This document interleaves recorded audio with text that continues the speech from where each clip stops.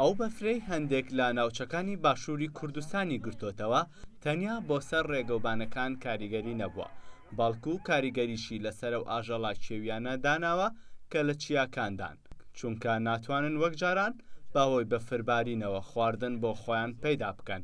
بۆیە ڕێکخراوی سروشتی کوردستان و بەڕێوەبەراتی پۆلیسی دارستان هەڵمەتی پێدانی خۆراکیان بۆ ئاژەڵە کێویەکان دەست پێ کردووە.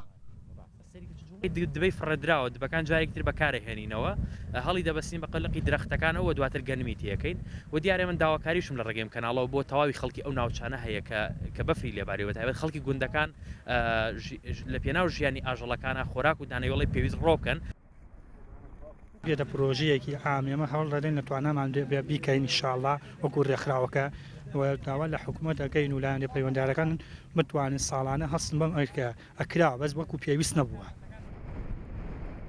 لاوەرزی زستان و بەتایبەتی کاتی بەفربارین هەندێک لە خەڵکی بۆ ڕاوکردن دەچنە چیاکان، بەڵام بەڕێوەبەراتی پۆلیسی دارستان دەڵێت تیمەکانمان بە هەموو شوێنەکاندا بڵاو کردوتەوە تاوەکو لێپێچینەوەی توند بەرامبەر ئەو کەسانە بکات کە بۆ ڕاوکردن هاتوون. تەنیا لە 9 مانگی ڕابردوودا 606 ڕاوچی دەستگیر کراون.